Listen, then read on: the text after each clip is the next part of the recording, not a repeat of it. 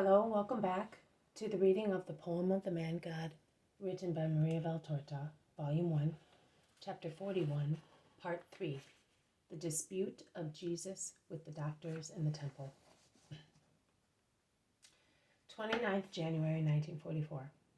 I have here two things to tell you, and which will certainly be of interest to you. I had decided to write them as soon as I came out of my sopa, but as there is something more urgent, I will write them later. What I wanted to tell you at the beginning is this. Today you were asking me how I had been able to find out the names of Hillel, Gamaliel, and of Shammai. It is the voice that I call the second voice, which tells me these things. A voice even less audible than Jesus's, and the voices of other people who dictate. These are voices, I have told you, and I repeat it, which my spiritual hearing perceives as being identical to human voices. I hear them as kind or angry voices, strong or weak, joyful or sad, as if one spoke very close to me. The second voice, instead, is like a light, an intuition that speaks in my spirit, in, not to, my spirit. It is an indication. So while I was approaching the group of the disputant parties, and I did not know who was the illustrious personage who was disputing so heatedly beside an old man, this internal something said to me, Gamaliel, Hillel. Yes, first Gamaliel and then Hillel. I have no doubt about it. While I was wondering who they were, the internal monitor pointed out the third unpleasant individual to me, just as Gamaliel, who was calling him by name, and I was thus able to learn who was the man with the Pharisaic appearance. Today, this internal monitor makes me understand that I was seeing the universe after its death. The same happens many times in visions. It is this monitor who makes me understand certain details which I would not be able to grasp by myself, and which are necessary for comprehension. I do not know whether I have made myself clear, for I am stopping because Jesus is beginning to speak. 22nd February 1944. Jesus says, Little John, be patient. There is something else, and let us do it to please your spiritual director and complete the work. I want this work to be handed in tomorrow, Ash Wednesday. I want you to complete this task because I want you to suffer with me. Let us go back, far back. Let us go back to the temple where I, a 12-year-old boy, am disputing. Nay, let us go back to the roads which take one to Jerusalem, and from Jerusalem to the temple. See Mary's distress when she realized, after the groups of men and women had gathered together, that I was not with Joseph. She does not reproach her spouse bitterly. Every woman would have done that. You do so for much less, forgetting that man is still the head of the family. But the pain that appears on Mary's face pierces Joseph's heart more than any bitter reproach. Mary does not give vent to dramatic outbursts. You do so for much less, because you love to be noticed and pitied. But her repressed sorrow is so obvious. She starts trembling. Her face turns pale. Her eyes are wide open, and thus she arouses pity more than any outburst of tears and cries. She is no longer tired or hungry, and yet the journey was a long one, and she has not taken any food for so many hours, but she leaves everything, the bed she was preparing and the food which was ready to be handed out, and she goes back. It is night. It is dark. It does not matter. Every step takes her back to Jerusalem. She stops the caravans and pilgrims and questions them. Joseph follows her and helps her.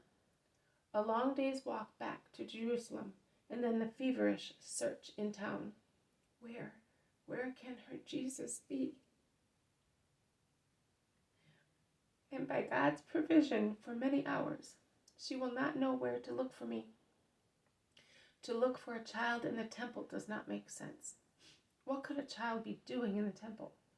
At most, if he had got lost in town and his little steps had brought him back there, He would have cried for his mother, and thus would have attracted the attention of people and of the priests, who would have taken the necessary steps to find the parents by means of announcements left at the gates. But there was no announcement. No one in town knew anything of this child. Beautiful, blonde, strong. There are so many like that. It is too little to enable anyone to say, "I saw him. He was there or there." Then, after 3 days, the symbol of 3 other days of future anguish, Mary, exhausted, enters the temple, walks along the yards and the halls. Nothing. She runs, the poor mother, whenever she hears the voice of a child. Even the bleating of the lambs give her the impression that she hears her creature weeping and looking for her. But Jesus is not weeping. He is teaching. All of a sudden, from beyond the barrier of a large group of people, she hears his voice saying, "These stones will vibrate." She endeavors to make her way through the crowd and succeeds after much effort. There is her son, standing in the midst of the doctors with his arms stretched out. Mary is the prudent virgin, but this time anxiety overcomes prudence. It is a hurricane that demolishes everything. She runs to her son, embraces him, lifting him off the stool and putting him down on the ground, and she exclaims, "Oh, why have you done this to us? For 3 days we have been looking for you. Your mummy is dying with pain, son. Your father is exhausted with fatigue. Why, Jesus?" You do not ask why of him who knows. Why? He behaved in a certain way. You do not ask those with a vocation why. They leave everything to follow the voice of God.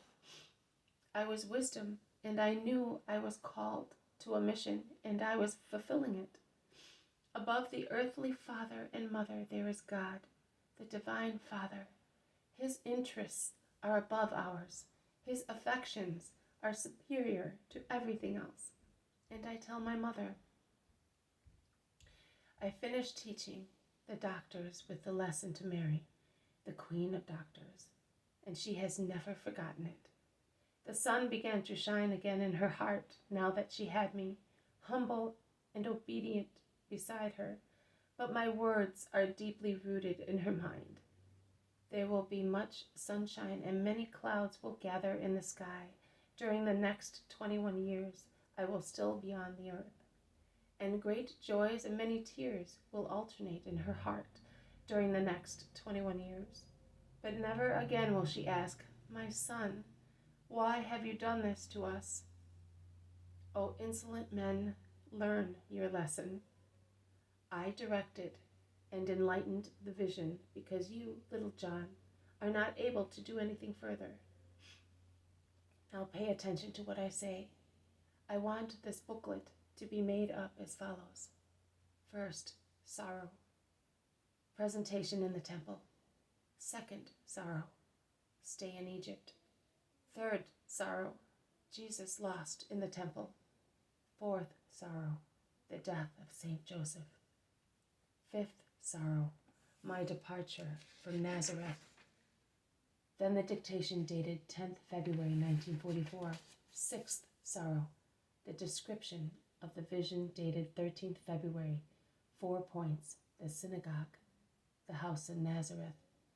Jesus' sermon in the synagogue. The conversation with his mother after escaping from Nazareth. Seventh, sorrow. The vision dated 14th February. Then the dictation dated 15th February. Then the dictation dated 16th February. Eighth, sorrow. The supper at Passover. Ninth, sorrow. The Passion. Taking the vision dated 11th February 1943 and connecting it with the one dated 18th February. 10th, sorrow. The burial of Jesus, 19th February. And dictation dated 22nd February as far as the point indicated. The other indication on the finding of Jesus in the temple is to be put in its place in the third sorrow. First, the Father will make the usual booklet for himself and for you, and you will correct it so that there is not even one error in it. Then he will make the copies he wants for other people. Of course, each vision is to be accompanied by its dictation. The Father wanted everything for Easter. I wanted it as preparation for Easter, and I am having it handed to you today because it is already 4:30 p.m. of Ash Wednesday, the first day of Lent. Set to work, children, and may you be blessed, and may those be blessed who will accept the gift with simple hearts and faith. The fire which the Father wished today will light up in them.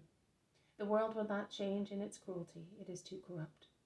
But they will be comforted, and they will feel the thirst for God, the incentive to holiness rise within themselves. Go in peace, little John. Your Jesus thanks you and blesses you. This has been a reading from the poem of the Man God, written by Maria Valtorta, Volume 1, Chapter 41, Part 3, The Dispute of Jesus with the Doctors in the Temple. Thank you for listening. I will see you tomorrow. May God bless you, and may peace be with you.